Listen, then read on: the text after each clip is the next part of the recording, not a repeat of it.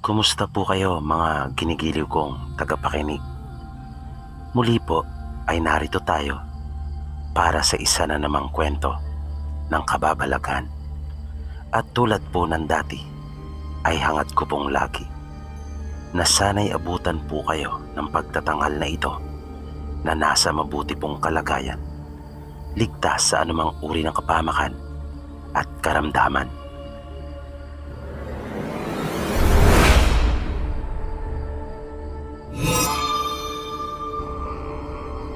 Isang mapagpalang gabi po sa inyo, Sir Bibi. Palagi rin po akong nakikinig sa inyong mga kwento. Mga ilang buwan na rin ako nakasubaybay. Tawagin niyo na lang po ako sa pangalang Ruben. Babahagi ko lang rin po yung naging karanasan ng tatay ko. Nung mangyari ito sa kanya, ay ipinagbubuntis pa lamang ako ng aming ina. Pero anak na nila noon ang Kuya Danilo ko. Bukod sa maliit na lupang inaasikaso ng mga magulang ko, ay nangungumpra din ang tatay ko noon ng isda. At kanya itong inilalako gamit ang kanyang bisikleta. Sabi ng tatay ko, bago maghating gabi ay umaalis na siya ng bahay namin para mag-abang doon sa mga mangingisda na magbabagsak ng kanilang mga huli. Medyo malayo din kasi iyon mula sa amin, at talagang sinisiguro niya na pagdating ng mga ito ay naroon na siya upang makapamili. Minsan, nang umangkat siya ng isda, pasado 12:00 pa lang ay naroon na siya sa daungan. At tulad ng kanyang nakagawian, ay pumuwesto siya sa paborito niyang upuan at bumili ng kape. Habang umiinom siya ng kape at naninigarilyo, ay may napansin siyang isang babae na nakatayo sa di kalayuan at para iyong nakatingin sa kanya. Kaya panandalian niya iyong tinitigan at kinilala. Pero hindi niya iyon mamukhaan. Kaya binaliwala niya lang iyon. Nang dumating yung mga magbabagsak ng isda, ay mag-aalas-2 na. Mabilis niyang nilapitan yung madalas niyang bilhan at nagkasundo naman sila kaagad sa presyo. Kaya umalis na ang tatay ko matapos iyon. Nang nakakalayo na siya sa daungan, ay napalingon ang tatay ko dahil sa parang mayroong sumusunod sa kanya. Pero wala naman siyang nakita. Medyo kinutuban na siya noon ng hindi maganda. Kanyang binilisan ng kaunti yung ginagawa niyang pagpidal. Nang mga ilang metro pa lang ang naiaabante niya, ay napalingon siyang muli. Dahil sa parang bumilis din yung nararamdaman niyang sumusunod. At nagulat siya nang kanyang makita ang isang babaeng nakapaa na nagtatayuan ang mga buhok at mabilis na tumatakbo papalapit sa kanya. Hindi na siya nag-aksaya pa ng anumang sandali. Mas pinabilis pa niya ang pagpapaandar sa kanyang bisikleta. Pero nabiglaan na lamang siya nang maramdaman yung bigat sa kanyang balikat at namalaya na lamang niya ang kanyang sarili na nakahiga sa lupa at tinutubog na nung babae. Lalo pa siyang nasindak nang makita ang totoong itsura nito. Para itong wala sa kanyang katinuan na inatake ang tatay ko. Ayon sa kwento ni tatay, ang haba umano ng mga kuko nito na makakapal, kung kaya napakatigas. at walang tigil siyang pinagkakalmot na pagkaminsan ay may halo pang pangangagat kapag nakakakuha ng pagkakataon. Malaking mama ang tatay ko pero nagtaka siya kung bakit hindi niya magawang mapaalis iyon mula sa pagkakakubabaw sa kanya. Parang napakabigat ng babae. Kaya wala na siyang nagawa pa kundi ang ibigay na lang ang pareho niyang kamay para saluhin lahat ng pag-atake nito, na iyon ang ginamit niyang panangga. Pero ilang sandali lang ay napansin niyang tumigil ito at gumaan ang kanyang pakiramdam. Nakita niyang wala na yung babae at nang kanyang hanapin ay naaninagan niya iyong nakalayo na at tumakbo sa madilim na bahagi ng daan. At doon ay biglang naglaho. Maya-maya ay nasa tabi na niya ang tatlong kalalakihan na pawang mga nangungumpra din ng isda at tinulungan siyang makatayo ng mga ito. Sila pala ang dahilan kung bakit iniwan siya nung babae at tumakas. Hindi makapaniwala yung tatlo na sabihin niya sa kanila kung ano ang nangyari. Nang magtanong ang mga ito sa kanya, kanya na munang pansamantalang tinalian ng baon niyang ekstrang damit ang mga sugat na tinamo. Malalalim ang mga ito na gumuhit sa kanyang dalawang braso. Simula po noon ay hindi na umaalis si tatay doon sa daungan nang walang kasabay.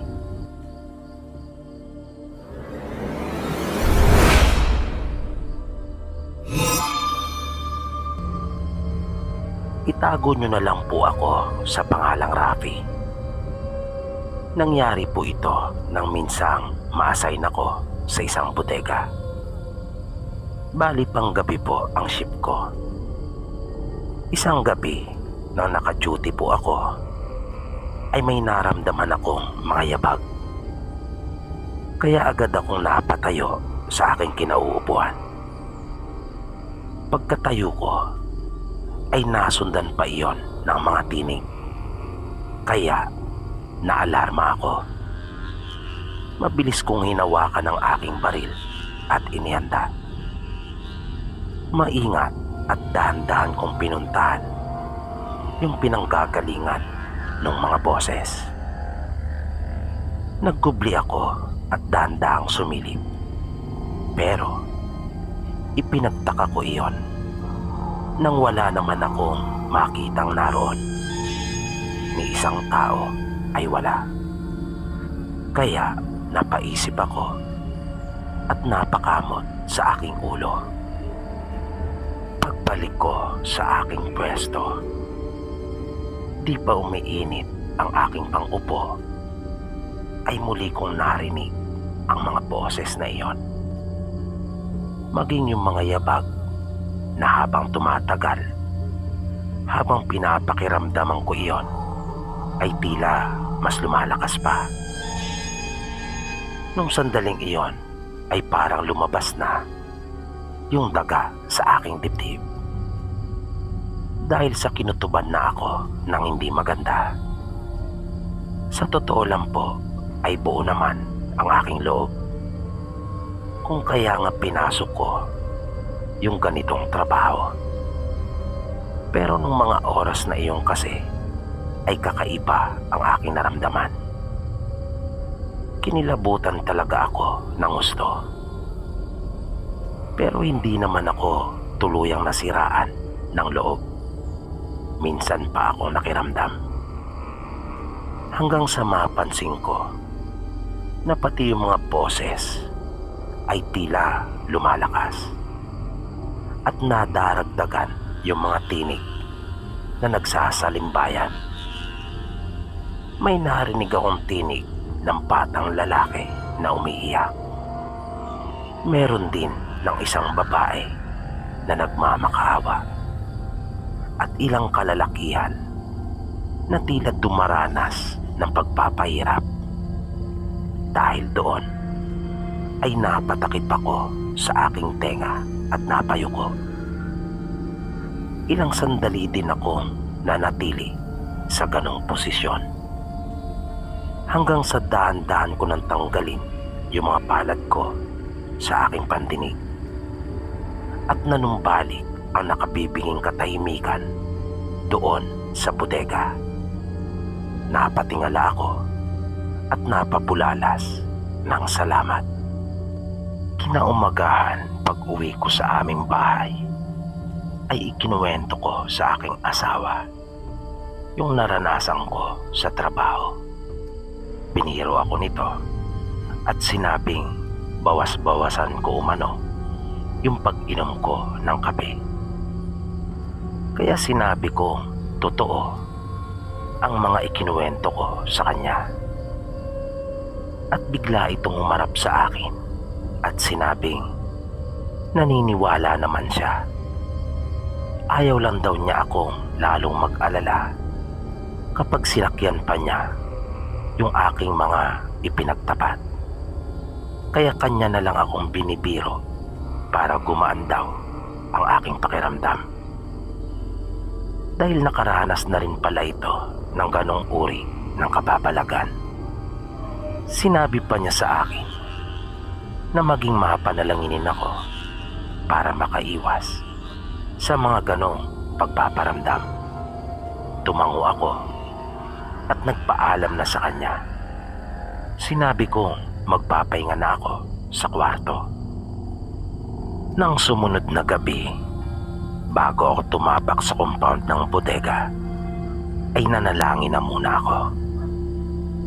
Nang kaharap ko na yung aking kasamaan na papalitan ko, ay tinapik ako nito sa balikat at sinabihan akong mag-ingat. Ilang taong ko ng kasamaan si Gani at mabait ito. Bukod doon, ay masayahin din itong tao. Kaya medyo nagtaka ako kung bakit ganon ang kanyang ikinikilos. Nanibago ako sa kanya at kita ko sa kanyang aura na tila ba hapong-hapo ito at maga ang mga mata. Kaya napaisip ako at naitanong sa aking sarili kung umiyak ba ito. Noong mga bandang 10:00 pasado na ng gabi, habang nakaupo ako at nagbabasa, ay nagsimula na naman akong makarinig ng mga ingay. Nag-umpisa iyon sa isang tunog na parang mayroong hinahampas. Tunog iyon ng paghagupit at naramdaman kong nag-umpisa na namang magtayuan ang mga balahibo ko sa katawan, partikular na yung sa may bandang batok. Medyo madilim doon sa lugar. Sinasadya ko iyon para hindi kaagad ako makikita kung mayroon mang magbabaka sakali na pumasok. Ang tanging liwanag lang ay yun ang gagaling sa isang ilaw na nasa may poste ng compound. Itinigil ko yung aking ginagawang pagbabasa at umusal na muli ng panalangin. Pero habang isinasagawa ko iyon, ay tila lumalakas na naman at dumarami yung mga tinig. Muli ko na namang narinig yung mga tinig nung nagdaang gabi. Ngunit sa pagkakataong iyon, ay may napansin akong kakaibang tunog na noon ko lang napakinggan. Hindi ko iyon narinig noong nagdaan. Sa aking isipan ay malinaw ko iyong mailalarawan na parang isang bolang bakal na hinihila, na pati yung kadena ay naririnig ko pa. Napatakip akong muli ng aking tenga at napayuko sa aking pagkakaupo hanggang sa tuluyan na akong na gimbal. Nang maaninagan ko ang isang babae na nakasuot ng kulay puti at dahan-dahang bumababa sa hagdanang bakal ng bodega. Mayroon iyong mahabang buhok pero walang muka. Hindi ako nakagalaw nung mga sandaling iyon. Nagpatuloy ito sa kanyang pagbaba. At nang nasa huling baitang na siya ng hagdan, ay lumingon pa ito sa direksyon ko. Halos maluwa ako sa tindi ng takot. Noon lang talaga ako nakaranas ng ganon. Ngunit bigla iyong naglaho nung nasa sementadong sahig na. Napabuntong hininga naman ako ng malalim at nasa puko ang aking noo ng dalawang kamay. Ngunit bigla akong kinilabutang muli. Nang habang nakayuko ako ay may nakita akong mga paa na nakayapak na nasa harapan ko na. Halos ayokong iangat ang aking ulo upang makita iyon. Pero nakapagtatakang parang may kung anong puwersa na gumawa noon para sa akin. Na tila ba may humawak sa baba ko at pilit iyong iniangat na para bang sinasabi na akin siyang tingnan. At nakita ko ang babae na nasa hagdan kanina. Pero malabo ang mukha nito na hindi mo talaga makikilala, na ang tanging naroon na mababakas ay yung dalawang malaking butas na pinaglalagyan ng mga mata. Naramdaman ko na lang na tumulo yung aking mga luha. Napapikit ako at muling umusal ng panalangin na sana ay matapos na iyon at matigil na. Dahil sa bagay hindi ko na talaga makayanan pa. Hanggang sa napansin kong nawala na yung mga ingay at tinig. Dahan-dahan kong iminulat ang aking mga mata at wala na rin sa harapan ko yung babae. Pag-uwi ko sa bahay ay hindi na ako nagbanggit pa ng kung ano sa aking asawa pagkat ayoko siyang mag-alala. Kinagabihan nung araw na iyon, nang papasok na ako, ay panay ang pag-vibrate ng aking cellphone habang nasa pampasaherong sasakyan ako. Binaliwala ko lang ito dahil sa ugali ko na ang hindi maglabas ng cellphone kapag nasa pampasahero akong sasakyan.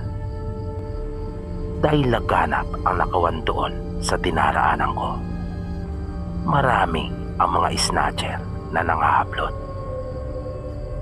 Nang naglalakad na ako papunta doon sa bodega, ay nagtaka ako kung bakit napakaraming tao at mayroon pang ambulansya. At naroon din yung aming OIC. Paglapit ko sa kanya ay agad niyang sinabi sa akin na patay na yung kasamaan ko nagjo-duty roon. Nagpakamatay raw ito. Kinilabutan ako at bumilis na bigla yung pagtibok ng aking puso.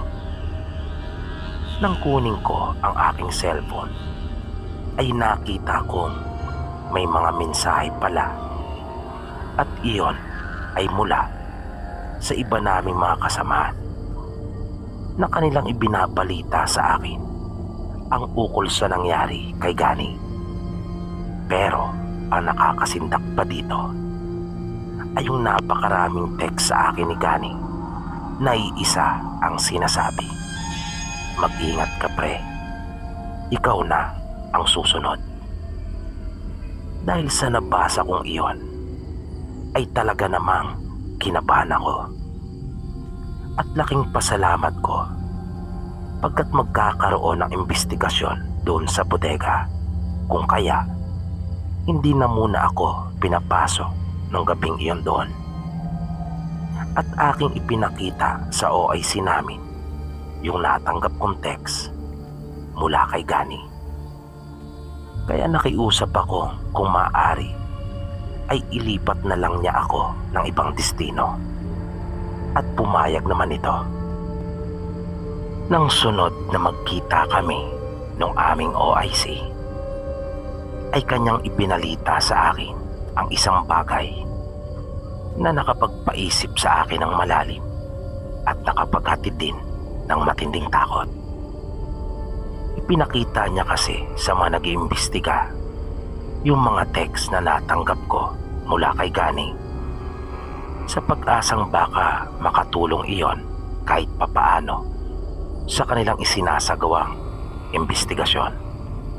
Pero lumalabas na ilang oras nang patay si Gani bago pa yung pagkakagawa ng mga mensahe na iyon para sa akin. At ayon din sa mga ito ay talagang nagpakamatay ang kasama namin, na walang anumang bakas na may pumaslang dito na ibang tao o palatandaan ng foul play. Hanggang dito na lang, sir, at sana ay magustuhan nyo. Kung makaranas akong muli ng kababalagan sa aking trabaho, ay hindi ako magdadalawang isip na ibahaging muli sa inyo.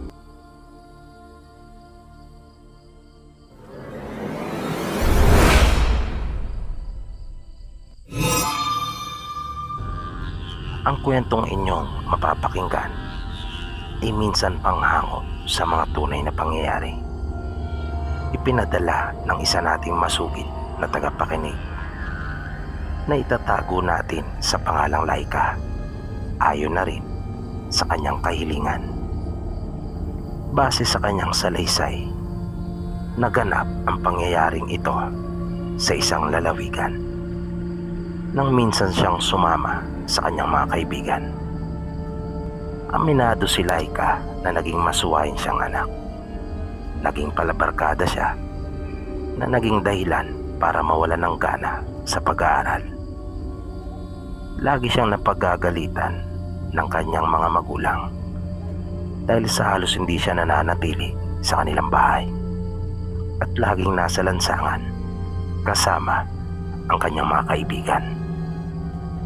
Pati ang masasamang gawi at ugali ng kanyang mga barkada ay kanya na ring nakuha. Kaya nang minsang mapagalitan uli ito, ay nagawa niyang sagot-sagutin ang kanyang ina. Dahilan para lalo itong magalit at mapilitang saktan siya. Nalabis naman iyong ipinagdamdam ni Laika at dala ng kabataan ay naisipan nitong maglayas. Nakitira siya muna noon sa bahay ng kaibigan niyang si Irene at nagpatuloy sila sa kanilang mga ginagawa. Halos gabi-gabi ay magkakasama sila ng kanilang mga kabarkada at nagiinuman. Natuto na rin siyang manigarilyo hanggang sa pati ang ipinagbabawal na gamot ay kanila na ring naisipang subukan. Tila hindi sila makontento na maranasan ang lahat. Pati ang mga bagay na dapat sana ay mag-asawa lang ang gumagawa ay kanila na ring ginagawa yon. Sa edad na 16 ay marami na siyang naging karanasan hanggang sa sumama na siya sa kanyang nobyo at nakipaglibin. Nangyari ito nang magkayayaan sila na magpunta sa bahay ng lalaki. 5 silang nagpunta doon. Ilang araw silang nanatiling lahat na puro kalayawan ang kanilang mga ginagawa doon sa bahay ng lalaki. 5 sila na nagpunta doon at ilang araw silang nanatili lahat na puro kalayawan ang kanilang mga ginagawa. Wala na rin kasing magulang yung lalaki. Produkto din ito ng isang broken family. Tatlo silang magkakapatid. Yung panganay nila ay babae at nagtatrabaho sa isang club na nakahiwalay na sa kanila pagkat may sarili na itong pamilya. Kaya dalawa na lang sila ng kapatid nitong lalaki sa bahay, kung kaya malaya nilang nagagawa ang kanilang mga gusto. Nang magyaya ng umuwi ang mga barkada ni Laika, ay nagpaiwan na ito at sinabing hindi na siya sasama sa kanila. Doon na raw ito mananatili sa nobyo niyang si Jason. Kaya wala nang nagawa pa ang kanyang mga kaibigan kundi ang iwan ito dahil sa iyon ang kanyang kagustuhan. Pati ang matalik niyang kaibigan na si Irene na una niyang tinirahan ay wala nang nagawa pa. Naisip na lang nito na marahil ay dun masaya ang kanyang kaibigan. Mabilis na lumipas ang mga araw at nabuntis na si Laika ni Jason. At dahil sa parehong wala pang muwang sa pamumuhay, kung kaya hindi naging madali para sa kanila ang lahat. Pero ang hindi inaasahan ni Laika ay mayroon pa palang mas matinding hirap siyang mararanasan. At iyon ay hindi niya makakalimutan. Isang gabi iyon na wala si Jason maging ang kapatid nito.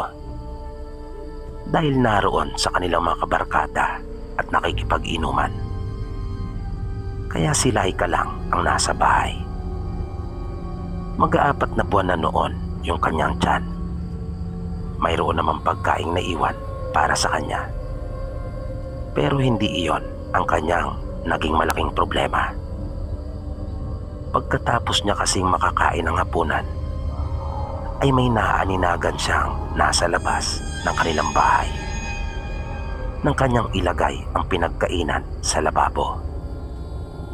Kaya matinding takot na kaagad ang kanyang naramdaman dahil sa wala silang katabing bahay at ang tanging ilaw lamang nila ay nag-iisang bumbilya na nakakabit sa gitna ng kanilang barong-barong. Kaya ang ginawa niya ay kanya na lamang isiniksik ang sarili sa isang sulok at umasa na dumating na si Jason at kapatid nito. Nagtalukbong siya ng kumot at nakiramdam. Kinabahan na siya ng gusto nang makarinig siya ng mga pagkaluskos at para ba iyong humahangos na naghahanap ng paraan kung papaano makakapasok. Dahil sa kahit barong-barong lamang yung kanilang bahay, ay napapalibutan iyon ng yero na ginawang pang doble sa dingding ng manipis na tabla. At naririnig niya ang pagtunog ng yero. Halos maluha na siya sa sobrang takot. Alam na alam niya kasi sa kanyang sarili na mayroon talagang nasa labas na nagpipilit na makapasok. At ramdam niyang hindi mabuti ang intensyon nito. Napahawak at napatingin siya sa kanyang tiyan. Naisip niyang masama talaga ang pakay nung nasa labas sa kanilang mag-ina. Di niya rin alam pero iyon ang kutob niya. Hanggang sa maramdaman niya na nasa kabila lang ito ng dingding kung saan siya nakasandal. Kaya napasigaw siya sa kanyang pagkagulat na narinig niyang parang umangil naman yung nasa labas.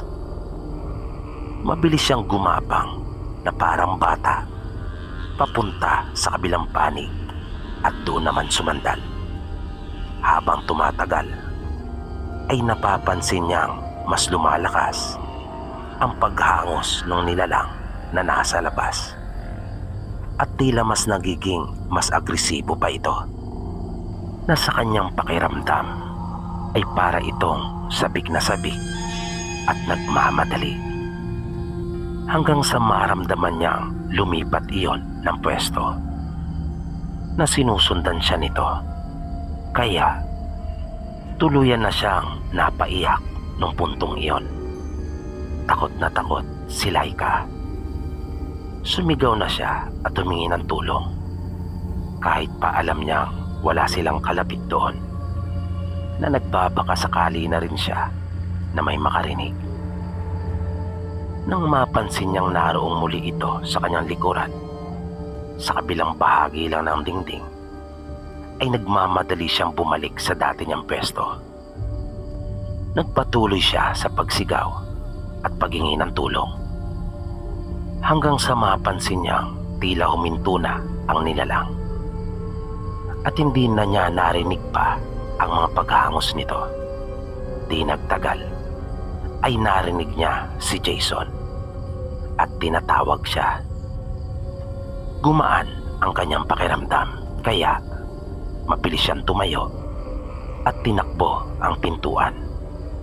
Pero laking gulat niya nang kanyang mabuksan ang pinto at para siyang sinabuyan ng malamig na tubig nang makita kung sino iyon. Mabilis siyang itinulak nito kung kaya bumagsak siya sa lupa. Hinawakan siya sa buhok at kinaladkad papunta sa sahig na yari sa kawayan na nakaangat ng bahagya sa lupa. Halos mawalan ng ulirat si Laika dahil sa sobrang takot. Nanlilisik ang mga mata nito at halatang nalulukuban ng kung anong itim na kapangyarihan. Nangingitim ang palibot ng mga mata nito at mapangis ang kanyang mukha. Matindi din ang paglalaway na tila ba takam na takam. Pero mas tumindi pa ang takot na kanyang naramdaman nang makita niya ang mga maliliit pero masinsin nitong matutulis ng ngipin. Nung sandaling iyon ay alam na niyang hindi ito karaniwang tao at napansin niyang unti-unting humaba ang tenga nito. Lumaki iyon at naging patulis ang hugis. Matindi ang paghangos nito na kanya pang nararamdaman yung hangin na lumalabas mula sa ilong ng nilalang na yung butas ay nakapaharap sa kanya.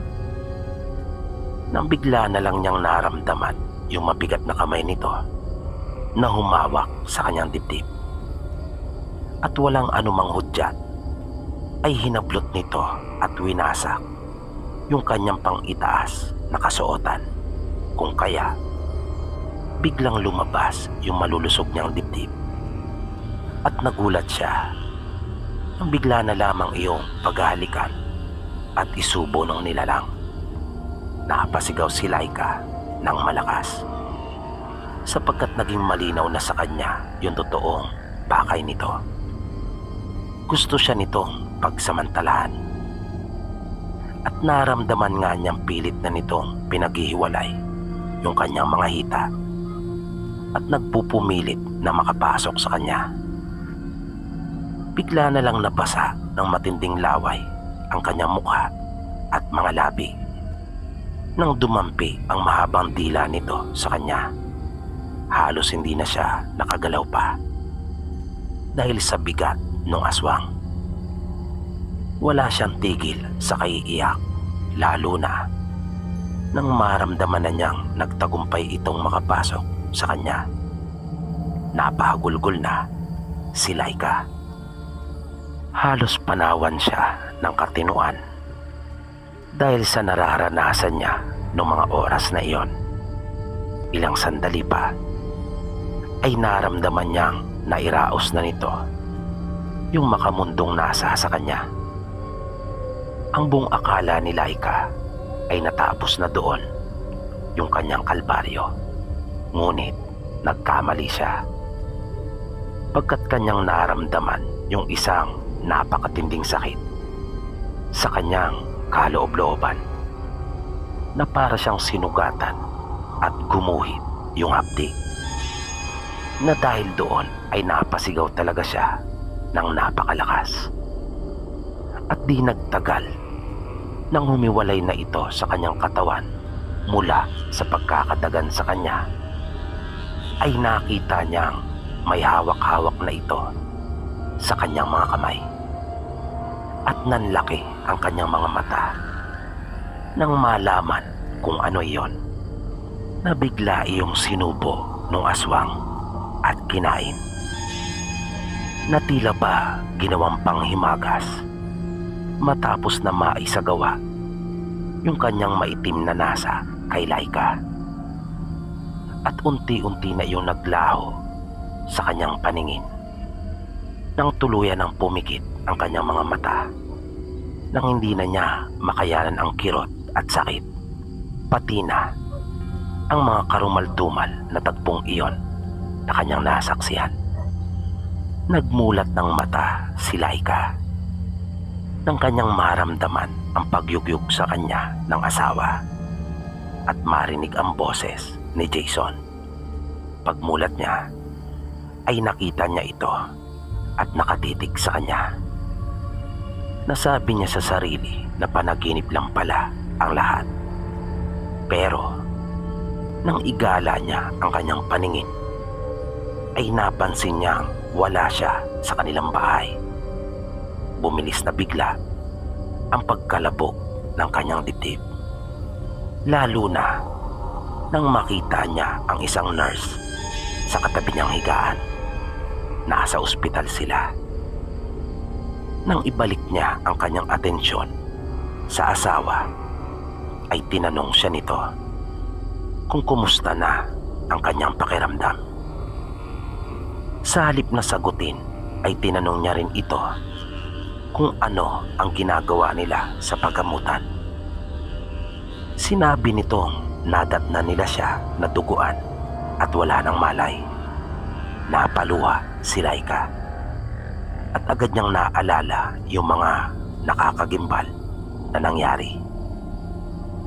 Isang tao ang mabilis na pumasok sa kanyang isipan, na siya niyang pinaghihinalaan na maaaring gumawa noon sa kanya. Ito ay yung lalaking madalas na dumaan sa kanila, na laging may pasan na kawayan, pagkat nangunguha ito ng mga kawayan doon sa may bundok.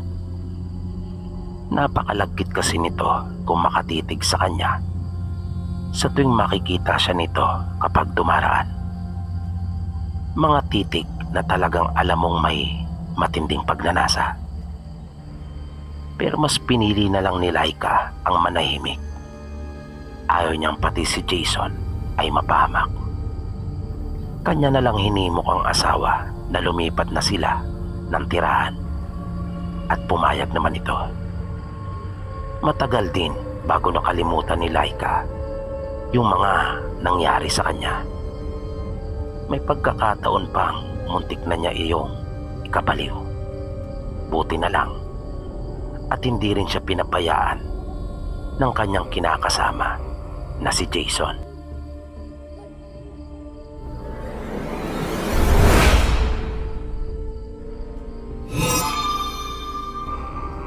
Magandang gabi po sa inyo, Sir Bibi, at ganon din sa lahat ng inyong mga tagapakinig. Tawagin niyo na lang po ako sa pangalang Edward. May asawa at anak na, at kasalukuyang naninirahan dito sa may Pasay. Gusto ko lang po sanang ibahagi yung naging karanasan ko noong ako po ay naninirahan pa sa aming probinsya. Mayroon po kasi akong hindi makakalimutang karanasan na nangyari noon. Naganap po ito nang minsang papauwi kami ng nakababata kong kapatid mula sa aming paaralan. Padilim na noong mga oras na iyon. Kami kasi yung pinakamalayo ang bahay sa aming mga kasabayang umuwi. Kaya dalawa na lang kami na naglalakad ng kapatid ko noong mga sandaling iyon, nang biglang makarinig kami ng isang malakas na tunog. na parang mayroong lumipad mula sa gilid ng daan. Malakas iyon na hindi po talaga aakalaing isang karaniwang ibon lang. Kakaiba talaga yung narinig naming magkapatid. Maiisip mo na malaki yung lumipad. Pero nang lingunin namin kung saan nanggaling yung tunog, ay wala naman kaming nakita. Kaya nagkatinginan kaming magkapatid na kapwa nagtaka. At sabay kaming nagmadali sa paglakad. Yun yung unang pagkakataon na pinadaanan kami ng ganong uri ng pagpaparamdam. Pero hindi doon natapos ang lahat. Dahil makalipas lang ang 2 araw, tandang-tanda ko na araw iyon ng Biyernes, na habang binabaybay namin yung daan pauwi sa amin, ay bigla na lang sumulpot ang isang napakalaking aso mula sa gilid ng daan at papunta sa aming direksyon. Kaya mabilis kaming tumakbong pabalik at nagsisigaw kami ng aking kapatid. Nang malapit na kami noong maabutan, ay siya namang pagdating ng isang taga roon sa amin na si Mang Pilo. Agad nitong hinugot yung kanyang itak at iniamba sa asong paparating. Ngunit hindi na iyon nagtuloy pa. Nakita na lang namin iyon na lumis na ng daan, na nagulat pa kaming 3 nang magpalit iyon ng anyo. Nakita namin ang isang lalaking walang damit at gumagapang na papalayo, na nang kanyang marinig ang pagsigaw ni Mang Pilo ay lalo pa itong nagmadaling makalayo.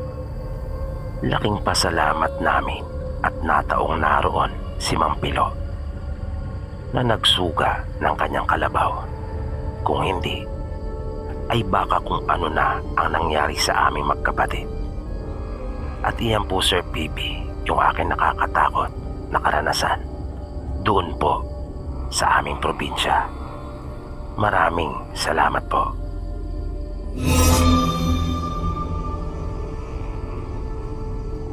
Magandang gabi po sa iyo, Sir PB. Tawagin niyo na lang po ako sa pangalang Manny. Ang isasalaysay ko po ay yung karanasan namin ng pinsan kong si Kuya Melvin. Malapit kami sa isa't isa ng pinsan ko. Kahit hindi ako ang kanyang kababata, ay mas gusto niyang ako ang kanyang laging kasama at kabarkada. Kaya sa lahat ng mga lakad nito, ay ako talaga ang lagi niyang isinasama. Mula pa sa pagkabata hanggang sa magbinata na kami, ay sanggang dikit talaga kami ni Kuya Melvin. Sabi pa nga nila, ay halos hindi kami mapag-iwalay. Minsan ay natutulog pa siya sa amin, at ganon din naman ako sa kanila. Noong mga binata na kami, ay may nakilala siyang isang babae na taga-kabilang bayan. Maganda ito. Itago na lang natin sa pangalang Maika. Maputi din ito at malapursilana ang kanyang kutis, na kapag nakita mo siya, ay hindi mo talaga aakalaing taga roon sa aming probinsya. Namamasukan ito doon sa isang malaking tindahan na malapit sa aming lugar. Ito yung nagsisilbing pinaka-grocery store nung panahon na iyon. Halos lahat ng may maliit na tindahan ay doon na namimili, dahil malayo pa mula sa amin yung pinakabayan. Nang makilala niya ito, ay talagang hindi na niya tinantanan. Kaya madalas kaming naroon sa may malaking tindahan na iyon para lang kanyang masilayan si Maika. At kapag may pagkakataon, ay kanya itong kinakausap.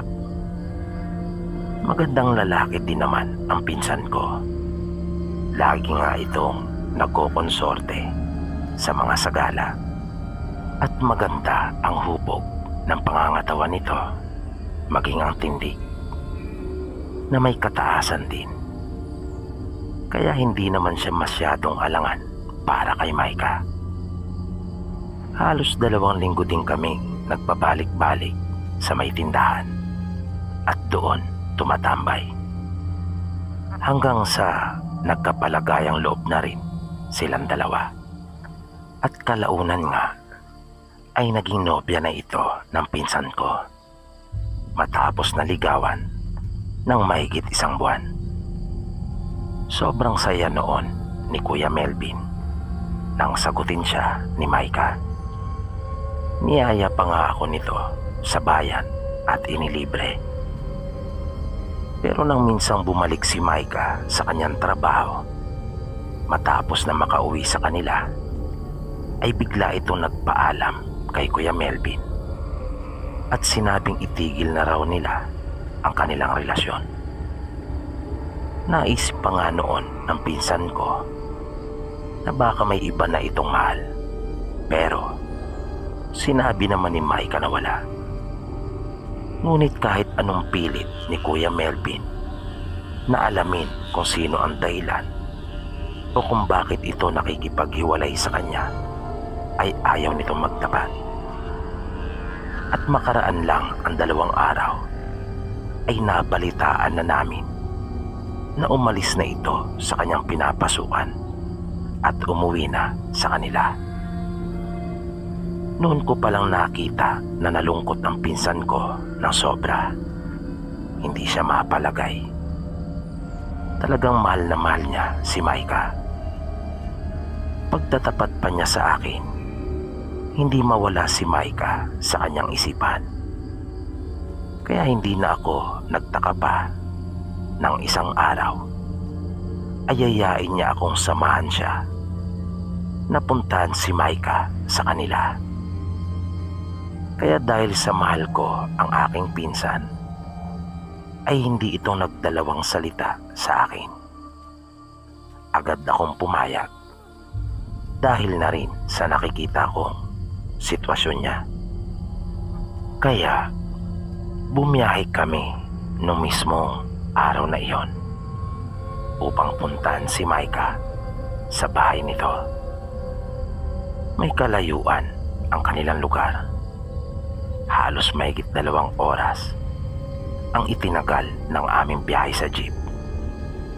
Gayon tuloy-tuloy ito pagkat wala naman traffic sa amin. Pagkat kakaunti pa lamang ang mga sasakyan noong panahon na iyon. Nang bumaba na kami ng sasakyan, ay agad kaming nagtungo sa isang tindahan na malapit sa tabi ng kalsada. Bumili si Kuya Melvin ng biskwit. Ginawa niya iyong dahilan para makapagtanong.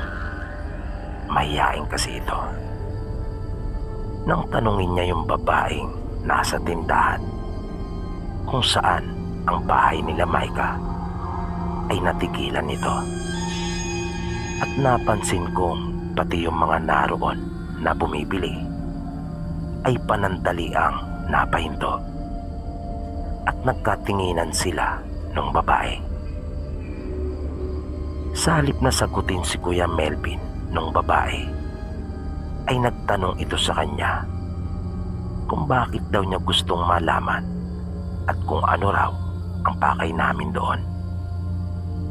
Naging matipid naman si Kuya sa kanya naging pagsagot. Sinabi niyang mayroon lang sasabihin sa dalaga. At matapos na maibigay ng babae sa amin yung direksyon, ay nagpasalamat na kami ni Kuya at tumalikod na. Pero bago pa kami tuluyang makaalis doon sa harapan ng tindahan, ay pinaalalahanan kami ng babae na mag-ingat. Dahil naman sa sinabing iyon ng babae, ay napaisip ako at nagtaka. Ang unang sumagi sa isip ko ay baka pinamumugaran ng mga NPA yung kanilang lugar, kung kaya niya kami pinag-iingat. Padapit hapon na ng mga oras na iyon. Nagkukulay kahil na at mamula-mula yung sinag ng araw. Kaya medyo nagmadali na kami. Kinilabutan pa ako nung binabaybay na namin yung mahabang daan, na yung magkabilang panig ay mga nagtataasang talahiban at nagkalat na mga dayami. Konting lakad pa ay napansin na namin yung malaking puno ng kayumilo na siyang ibinigay sa aming palatandaan ng babae sa may tindahan. Kaya napabulala si Kuya Melvin nang malapit na tayo. At di nga nagtagal ay natanaw na namin yung nag-iisang bahay na naroon. Nang mapatingin ako sa pinsan ko, ay napansin kong umaliwalas na bigla yung kanyang mukha. Ramdam ko yung kanyang saya. Nang makalapit pa kami sa bahay, ay napansin naming nakasara ang pinto at mga bintana noon. Kaya maging ako ay kinabahan na baka walang tao at umalis sila Maika. Pero pursigido si Kuya na makita at makausap ito. Nang naroon na kami sa labas ng bakuran nila, ay tumawag kami at bumati ng magandang hapon. Bagaman unti-unti na noong lumalaganap yung dilim. Sa unang pagkakataon ay wala kaming narinig na may sumagot. Pero nang ulitin namin iyon, ay halos mapatalon yung pinsan ko sa tuwa. Nang makita namin si Maika na mabilis lumabas mula doon sa pinto. Ngunit hindi ito masaya na makita kami. Agad kong napansin yung pag-aalala sa kanyang mukha, na nang makalapit sa amin ay agad niyang hinawakan si Kuya sa kamay at hinilang papalayo. Sabay tanong sa amin kung ano ang aming ginagawa roon at bakit kami nagpunta sa kanila. Mabilis na sumagot si Kuya at sinabi niyang mahal niya ito. Gusto niya mag-usap sila. Pero mari nitong sinabi na isang malaking pagkakamali ang aming ginawa at pilit na niya kaming pinapaalis. Umuwi na raw kami habang may pagkakataon pa. Pero mapilit ang pinsan ko at sinabing hindi siya aalis hanggat hindi niya ito nakakausap ng masinsinan. Hanggang sa makarinig kami ng boses ng isang lalaki. Nang mapalingon kami, ay ilang dipa na lamang ang layo nito mula sa amin. Sinabi nito kay Maika na mayroon pala siyang bisita, kaya bakit hindi raw niya kami papasukin sa loob ng kanilang bahay. Mabilis namang sumagot si Maika at sinabing pauwi na raw kami. At may ipinasabi lang daw ang dati niyang amo, na nagkatinginan kaming magpinsan ng aming marinig iyon. Noong mga sandaling iyon ay nagtataka talaga ako kung bakit nagagawa ni Maika na magsinungaling at bakit niya kami ipinagtatabuyan, na para bang ayaw niya kaming manatili doon kahit na ilang sandali. Nagsalitang muli yung lalaki at inanyayahan kaming pumasok sa pamamahay nila. Kaya wala nang nagawa pa si Maika, pero kinukutuban na ako noon ng hindi maganda. Dahil bakas sa mukha ni Maika ang matinding pag-aalala. Pagkaupo namin ay may lumapit na isang babae at nagpakilalang nanay ni Maika. At kanya ring ipinakilala yung lalaki na kanyang asawa. Matapos iyon, nagpaalam sa amin yung lalaki at sinabing kukuha lang siya ng may uulam. At doon na raw kami maghapunan at matulog. Dahil sa mukhang malayo pa raw ang aming pinanggalingan at wala nang masasakyan pa noong mga oras na iyon. Lalabas lang umano siya at mag-usap na raw muna kami nila Maika. Yung nanay naman niya ay nagtungo sa kanilang kusina at tila mayroon ding pinagkakaabalahan. Muling inulit ni Maika na mali raw na nagpunta kami doon sa kanila. Hindi raw niya mapapatawad ang kanyang sarili kapag nagkataon. Kaya nagtaka na rin si Kuya Melvin sa kanyang mga sinasabi. Kaya tinanong niya ito kung ano raw ba ang kanyang ipinag-aalala. Nang magsasalita na muli si Maika, ay bigla naman itong tinawag ng ina at pinalalapit. Sinabi ni Maika kay Kuya na kanya na lamang sasabihin mamaya at nagmamadali na itong nagtungo sa kusina. Makaraan ang ilang pang sandali ay bumalik na yung lalaki at may daladala na itong lalagyan. Dumiretso ito sa kusina at nanatili silang tatlo doon. Pagkalipas ng ilang mga minuto ay bumalik sila at may mga tangan-tangan ng pagkain na inilalapag sa kanilang mesa. At niyaya na nila kaming kumain. Nanlaki ang aking mga mata nang makita kong nakahain sa kanilang hapagkainan ang paborito kong ulam, adobong pugita. At magkakasabay na kaming kumain ng hapunan.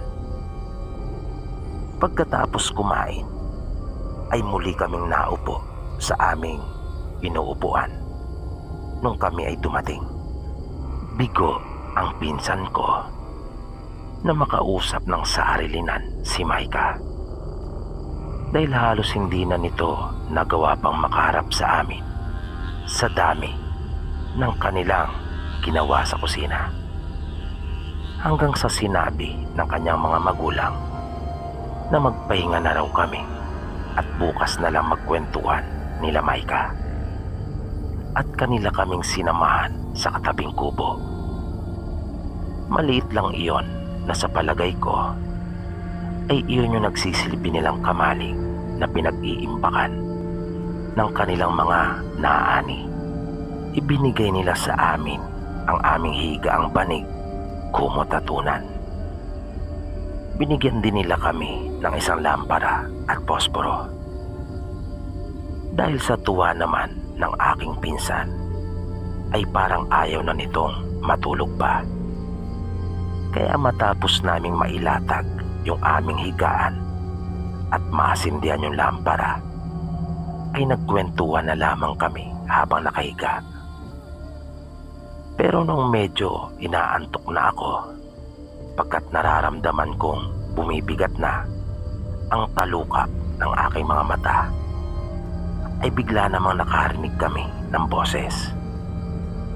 Nang silipin namin iyon, ay nakita namin si Maika na nasa silong ito ng kubo. At sinabihan kaming magmadali, pero wag daw sa pintuan dumaan. Kaya maingat naming binaklas yung dingding na yari sa dahon ng nyog. Magtatanong pa sana si Kuya kung bakit, pero mabilis nitong sinabi sa amin na mamaya na lang niya ipapaliwanag. Ang mahalaga ay ang makaalis na muna kami sa lugar na iyon bago pa mahuli ang lahat. Magkakasabay naming tinahak yung daan, dala yung lampara at posporo na ilang beses namatay dahil sa lakas ng pag-ihip ng hangin. Buti na lang rin at medyo maliwanag ang buwan noong mga oras na iyon, na gusto ko na nga sanang itapon yung lampara dahil sa abala lang sa aking ginagawang pagtakbo. Pero ito pa pala yung makapagliligtas sa amin. Dahil ilang sandali lang nang lisanin namin yung kubo, ay may narinig na kaming kakaibang huni. At alam na namin noong mga oras na iyon ang dahilan ng pag-aalala ni Micah. Dahil huni iyon ng isang aswang. At narinig naming sinabi nito na naandyan na sila. Kaya aking binuksan yung lampara at binuhusan ng gas yung magkabilang panig ng daan. At mabilis naman iyong nagliyab. Bawat madaanan namin ay nilalagyan ko ng gas at sinisindihan. Na ilang sandali lang ay naglalagablab na iyon. Tiniis namin ang init habang tumatakbo kami sa gitna noon, kesa naman malapa kami ng mga aswang. Nang nasa may kalsada na kami, ay nakapagtatakang bukas pa rin yung tindahan kahit na malalim na yung gabi. Nang makalapit kami doon, ay naroon yung babae at tila may inaabangan. At nang kanya kaming makita, ay agad nitong binuksan yung pinto at pinapapasok kami. Hindi naman na kami nag-atubili pa. Pinatuloy niya kami hanggang doon sa kanilang kwarto at sinabing doon kami magtago at huwag lilikha ng anumang ingay. At mabilis na niyang pinatay ang ilaw ng kanyang tindahan. Makaraan ang halos 10 minuto ay may narinig kaming boses. Humingi pa ito ng dispensa sa kanila umanong pang-aabala. Pero nais lamang daw nila magtanong kung napansin ba raw nila si Micah na may mga kasama. Narinig naming mabilis na tumugon yung babae at sinabing maaga siya nagsara ng tindahan at natulog ng kanyang mag-anak, kaya wala silang napansin. Nang madaling araw na ay maaga kaming ginising ng babae at sinabi niyang mag-aabang na siya ng sasakyan sa labas at kanya kaming sasabihan kapag mayroon na. At sa tulong nga ng babae ay nakauwi kaming ligtas. Nakasama namin si Micah.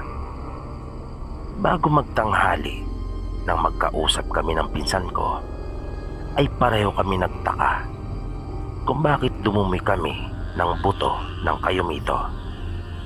Gayong hindi naman kami kumain noon.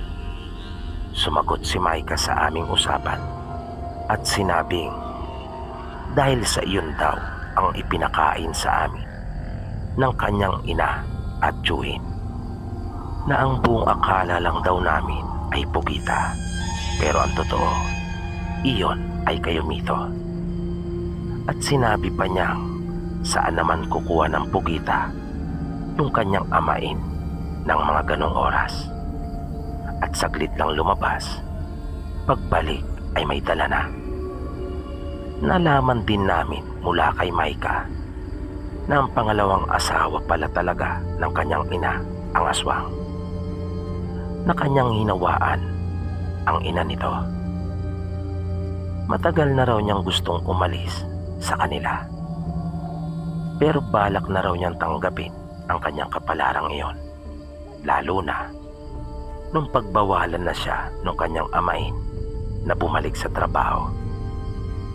Naisip niyang mabuti na rin iyon dahil sa ayaw daw niyang mapahamak ang pinsan ko nang dahil sa kanya. Pero ngayong magkasama na raw sila, ay nasisiguro na niyang ibinigay talaga para sa kanya ang pinsan ko. At nagkatuluyan nga dito po po sila, Sir nagtatapos Baby, Ang kwentong itinampok natin ay 3 na po para sa araw na ito na puro babae. Sana po ay inyong nagustuhan at naway patuloy nyo pang subaybayan ang mga susunod pa po nating kwento dito lamang sa Mga Totoong Kwento ng Kababalagan. Maraming salamat po at hanggang sa muli.